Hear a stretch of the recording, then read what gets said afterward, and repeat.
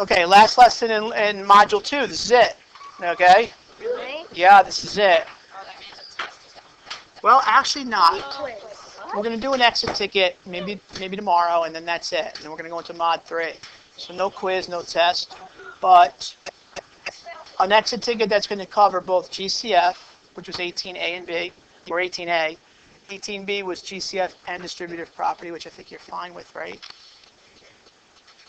And then now 19, the focus is on what's called least common multiple, or LCM for short. Here's how we introduce it. What was the greatest number that can go into both 6 and 9? It's the largest number that goes into 6 and 9. Well, Ray, write it down. That's what we mean by GCF, or greatest common factor, which you did back in 18. Now I want you to think, what's the smallest number that 6 and 9 can go into? What's the smallest number that 6 and 9 can both go into? So automatically you got to be thinking, okay, it's got to be a number that's 6 or greater. Because 6 has got to be able to go into that number, and 9's got to be able to go into that number. Equally, obviously. Madison. 1 can go into 6, 1 can go into 9, but reverse it. I need a number that 6 can go into. 6 can't go into 1. Nor could 9. Addison. 18, right? Because 6 can go into 18, right? How many times? 9 can go into 18 how many times? And then you've got to say to yourself, is there anything smaller that 6 and 9 can go into? 9 can't go into 12. So how did you do it, by the way, Addison? I'm curious.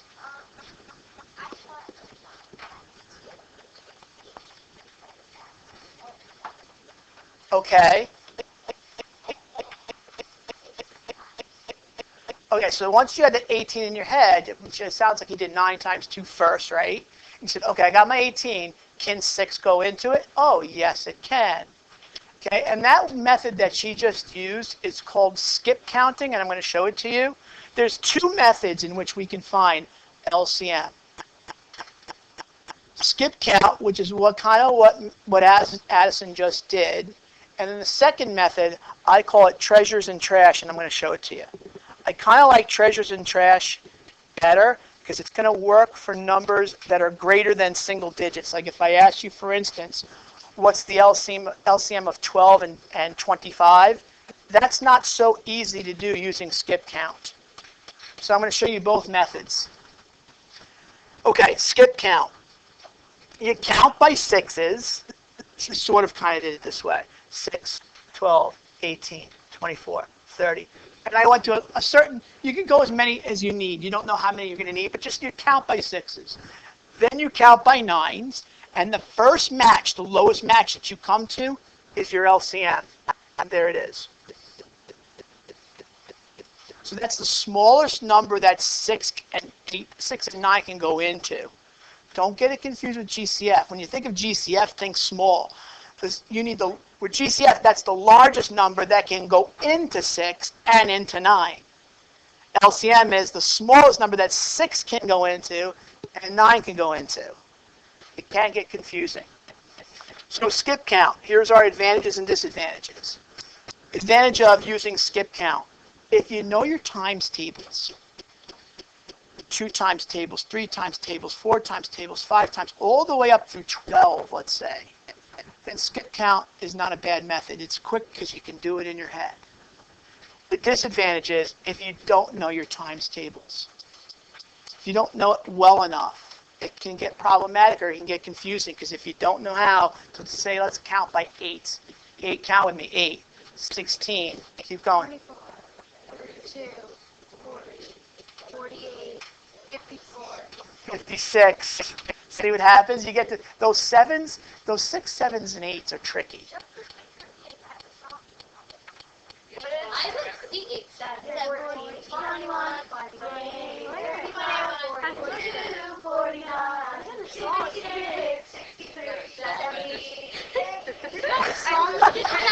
What teacher taught you that? I didn't like that teacher. Homage. I didn't like her. In third grade. It's good. It helps. Anyway, back on track. Method 2.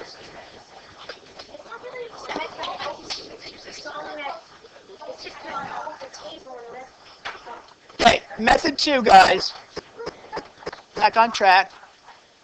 All right, method 2 is common factors multiplied by leftovers, what I like to call treasures times trash. Here's how it works. This is why we do GCF the way we were doing with factor trees, because if you could do factorization with factor trees, you'll see it works really, really well with LCM. Break down 6, break down 9, like we've been doing. We have 2 for 6. That would be it. Circle them both. 2 for 9. Correct. Circle them both prime. Now here's where it gets a little different from what we did for GCF.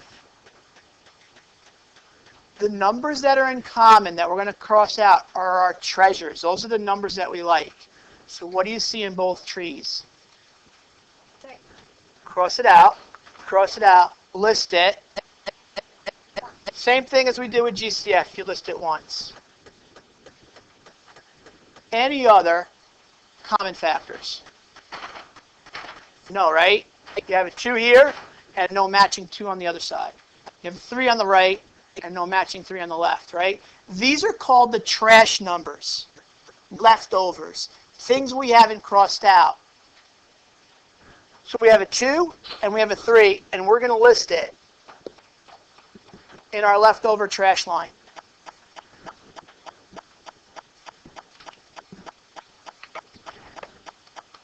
And then it's treasures times trash. So 3 is our treasure. Times, what's our trash numbers? 2 and 3. Multiply it all together. What do you get? 18. Treasures times trash. What's great about this, too, is it works well with 3 numbers as well. All right, advantages of method 2. Since we've already done prime factorization when you did GCF and you have that experience, it's a great method. And it also works for 3 numbers also, as you'll see. A little bit trickier with 3 numbers, but I'll show it to you. All right, disadvantages. Using factor trees will only get you started.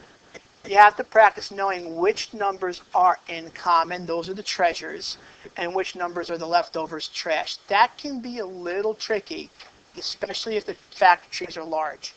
You'll see what I mean in a minute. And then with 3 numbers, I got to show you how to do it, because the number can be common in 2 out of the 3 trees in order for you to list it once. Okay? It doesn't have to be in all 3 to be still considered treasures or common factors. Nick. Well, we're going to practice it. Okay? We'll practice it. And then if you still have questions, ask me, because we're just going to practice it. Okay. When using method 2, just like a little thing that you probably already can get in your head, if both numbers are prime, let's say 11 and 5, what becomes the LCM? What's the lowest number that 11 and 5 can go into? 55, right? How'd you do it? Yeah, if they're both prime and you multiply it together, you'll always get the LCM. Now, and listen, if you follow it using method 2, the treasures times trash, they're both trash numbers. Because look, if I make a factor tree for 11 and I make a factor tree out of 5, can't break down 11, it's prime. You would normally circle prime numbers, right? 5, can't break it down. Ready? Now watch. What's the common factors in each tree? There is none. They're both trash numbers. So trash numbers, you multiply it together, and that's how you get 55. But if you know your prime numbers, and you know that you can't break it down, multiply it together, you'll always have your LCM. And by the way, LCM will never, ever, ever, ever be 1 unless what? Unless they're both 1. That's it. Okay? Even if I give you 1 and 18, or 1 and, give you a prime number, 1 and 47. What's the LCM? 47. Okay? Okay, let's use method 2 for 9, 15, and 18. 3 numbers. Break down 9. What do we got? Connor. Circle them both prime. All right, 2 for 15. Good. Both prime circle. 2 for 18. Shane. 1's prime, 1 isn't. What do I circle?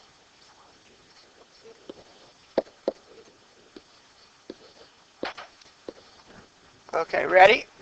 Underneath this, I want you to write treasures. Underline it. Give it a little space.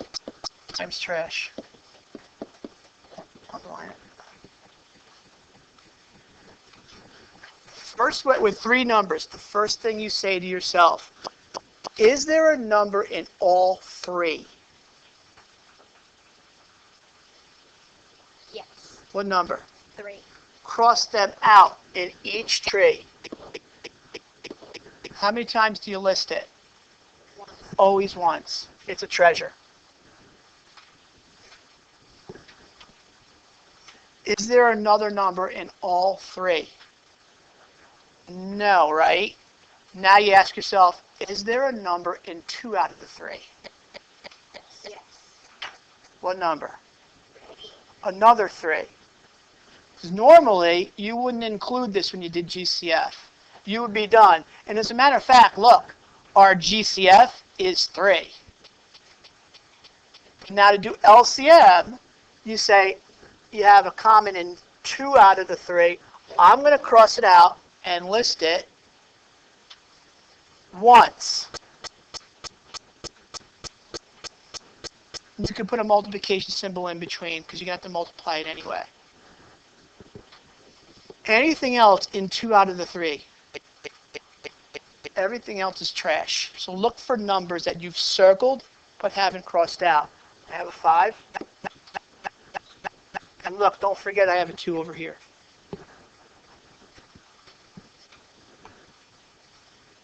Okay? Now if you want to make things easier, I could take care of 3 times 3 first. What is that? 5 times 2. Now I've got 9 times 10.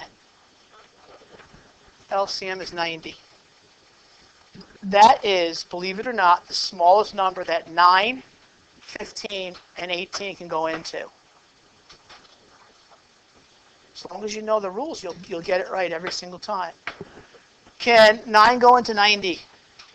How many times? Can 15 go into 90? How many times? 4. Somebody said it. 4. Can 18 go into 90? Oh, more. 6. 6. Yeah, 6. 15 times 4 would be 60. What about 18 into 90? You know how many times? 4. Higher. 5 times. 18 times 5 is 90. Okay? Okay, sometimes you're going to see it. Yeah. Go back.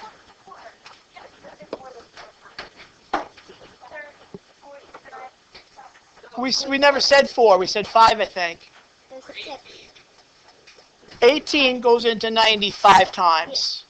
15 goes into 90 6 times. Oh, okay. Yeah, we corrected that one. Yeah. Okay, sometimes you see word problems on the state assessments, for those of you that are taking it, written as problems shown in the example below. This is not a bad strategy either. Drew, a college student living in the dorm, does his laundry every 6 days. Underline 6 days. We need that number. He changes bed linens every 9 days. Underline 9. We need that. What will be the first day he does both? You can model it using a calendar grid. And what they want us to do is technically what you're doing is you're counting by 6s, counting by 9s. So we're going to put an X, doing A. Put an X in the box for every 6 days, which are multiples of 6. Put an X at 6, 12, 18, 24, and 30, right? Now we're going to put an O in every box every 9 days. So starting with 9, make an O. What comes after 9? Then what? That's it in the month, right? So the first box you come to that has both an X and an O is 18. So on the 18th day, he does both.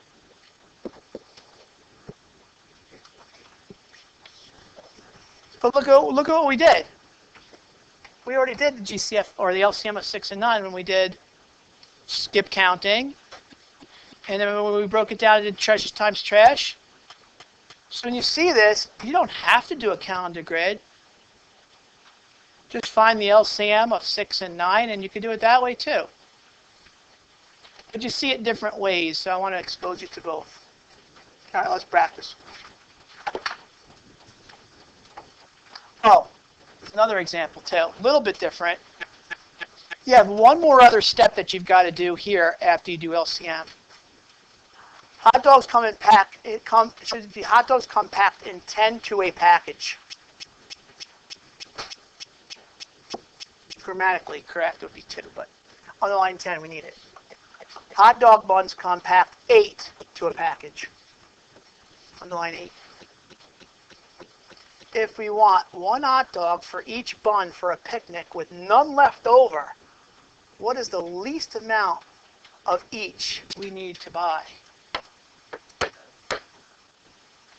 What should you do first?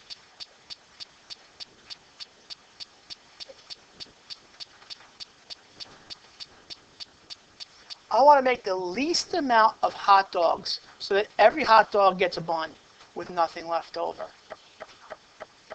How would you do it?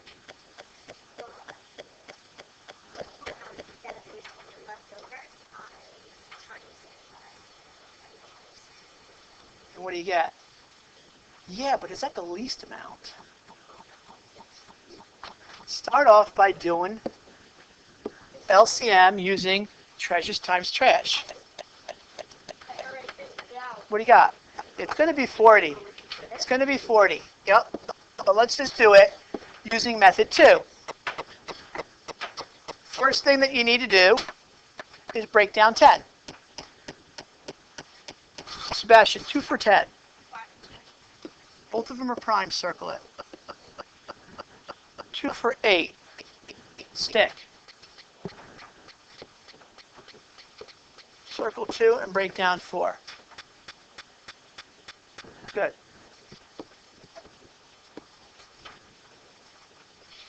Treasures times trash. Can't even really abbreviate this because they start with the same 2 letters. I'm okay with that. Whatever.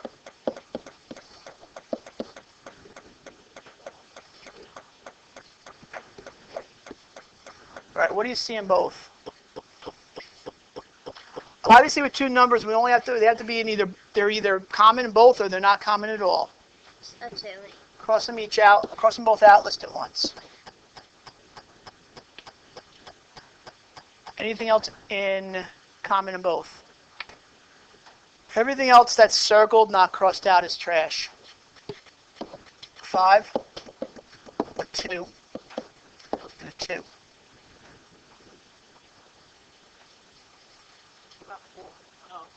It's not circled.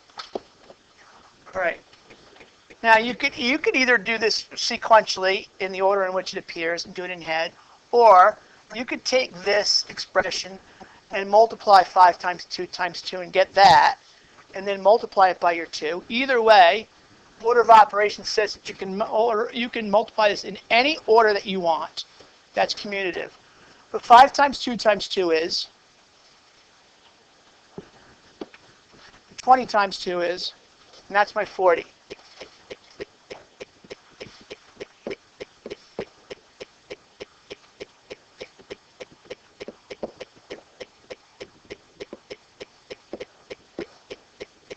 But we're not done. So they're not asking me how many hot dogs I can make. I can make 40 hot dogs with buns with nothing left over. That doesn't answer my question, though. They want to know how many of each bag I need to buy. So I have one more step. So you got to look back at the question and find out how they're packaged. I need to make 40. 40 buns is 40 hot dogs. So how many, you start with the hot dogs. How many packages of, how many packs of hot dogs I need? Right, because they come 10 to a package. So in order for me to make that 40, I need 4 packs of dogs.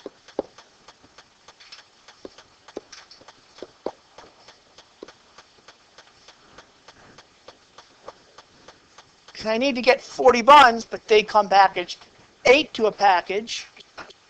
So how many packages of buns do I need? Alexa. Right, 5 goes into 40 8 times.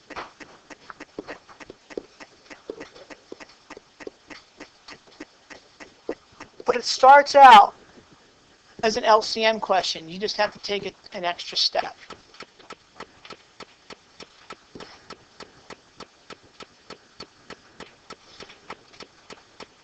All right, let's do a couple of these together, and then it'll be time for lunch. Start off with 9 and 12. Who wants to come up and break down 9 and 12? All right, Jen, good. This is good practice because I know you're absent.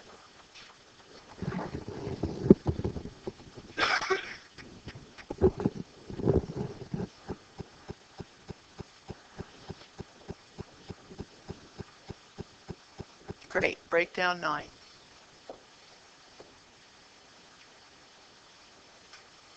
Okay. And listen, I'll leave this up to you, but if you wanted to, as long as you show it. I'll let you start out and label it as T times T, as long as you know that the first T is treasures and the second numbers are trash. You need somebody to come up and list the treasures. Snake.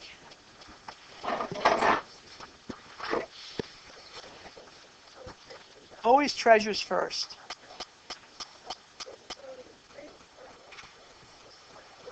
Any more treasures? I'd like to see it so I know that you know. I want to be able to see that in case you're having trouble. I need to know where the trouble is. Any more treasures? Nope, the rest are all trash. You're right. List it. As you list it, cross it out so you don't get you don't get tripped up.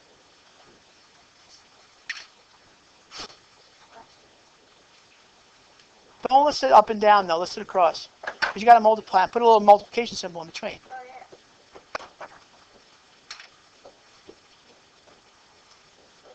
You got a 2, a 2, and a 3. Put a little multiplication symbol in between. In between the 2, the 2, and 3. All right, multiply it all together, Nate.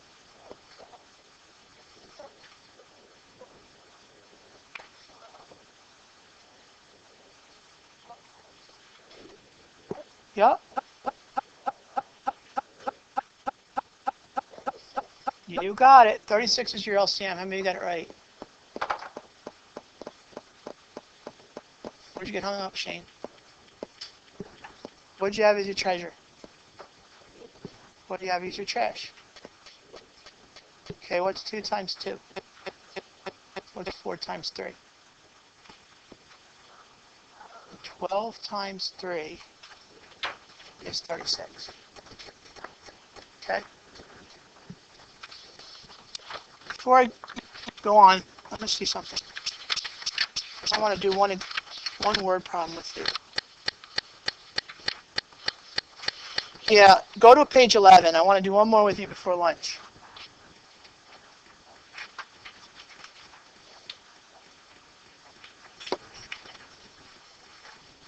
The buses. The buses. Let's do it together. Starting at 6 a.m., a bus makes a stop at my street corner every 15 minutes. Also starting at 6 a.m., a taxi cab comes by every 12 minutes. What is the next time there will be a bus and a taxi at the corner at the same time?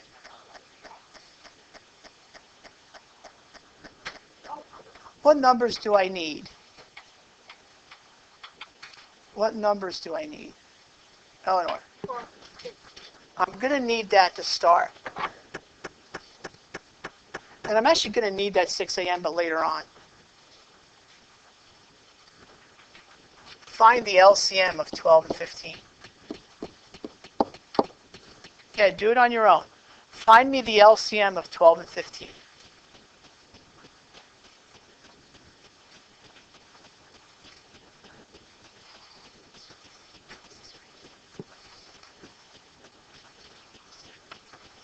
You're all set for crossouts now, yeah.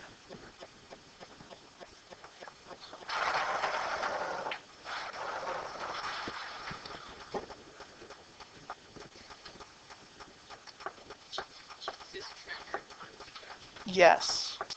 The first thing I'm asking everybody to do is find me the LCM using treasures times trash. Find the LCM of 12 and 15. I want to know the smallest number that 12 and 15 can go into.